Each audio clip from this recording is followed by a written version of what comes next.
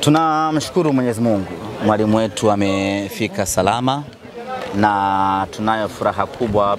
Mwalimu wetu amewasili nchini Tanzania kuja kuanza majukumu yake.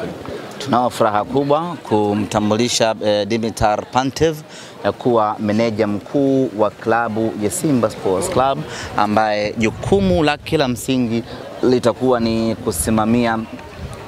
kusimamia ustawi wa timu yetu, hasa kwenye eneo la kikosi, eneo la wachezaji, eneo la benchi la ufundi na maendeleo ya kiufundi kwa ujumla katika timu yetu ya Simba Sports Club. Maswali yamekuwa ni mengi sana mara baada ya kumtambulisha Pantev na kumtambua kuwa ni meneja mkuu na sio kocha mkuu, kama ambavyo tumezaliwa tukiona makocha wakiitwa makocha. Kimsingi ni kwamba tumefanya mabadiliko kwenye utendaji kazi wetu, kwa maana ya job description sanjari na majukumu yake. Tumemwongezea majukumu mwalimu wetu Pantev kutoka kuwa kocha kwenda kuwa meneja. Kocha ni mchezaji ambaye anadili on the field, yani ambaye anadili na majukumu ya field pekee, kwa maana ya uwanja wa mazoezi na uwanja wa mechi. Sasa tumehama huko kwa Pantev, yeye tumemwongezea majukumu.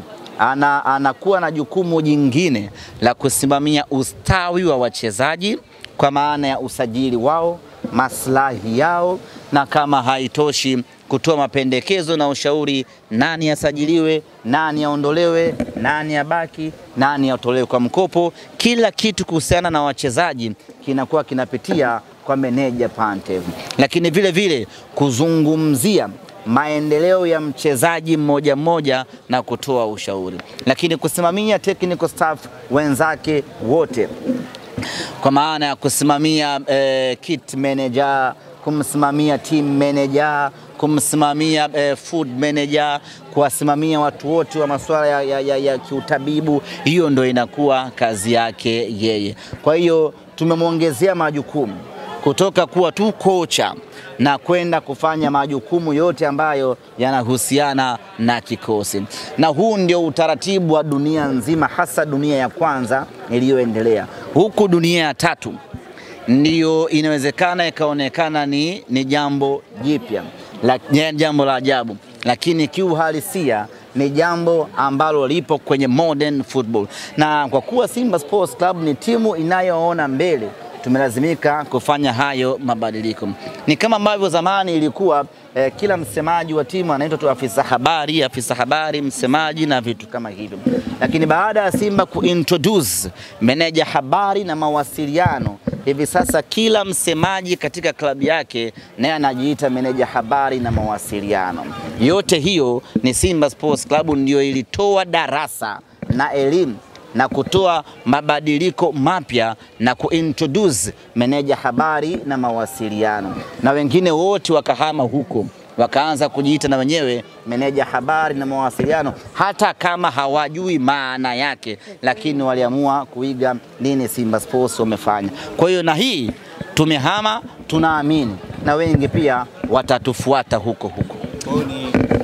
Ni kuwatua hofu wale ambao wameshaambiwa kwamba kocha mkuu hivi sasa kikanuni ni Suleiman Matola, huyu anakaa kama meneja.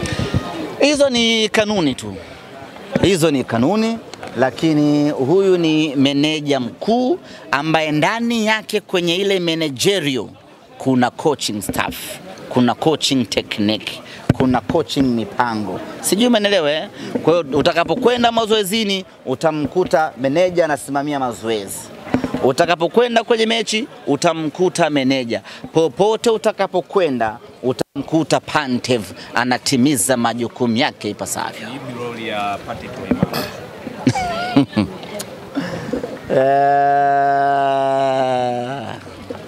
Kuna kit manager. Umeelewa? Kwa manager lisiwatishe. Alafu kuna player manager. Kazi yake ni kupanga ratiba, leo tunaingia kambini saa ngapi, natoka saa ngapi, chakula saa ngapi. Alafu kuna food manager. Kwa msichanganyikiwe na neno manager. Alafu kuna manager mkuu sasa. Overall managers tuliokuwa nao tuna meneja mkuu ambaye ni bwana Pantev. Nyinyi shida yenu mnafikiri meneja ni kama meneja wa wale jamaa zetu ambaye anashika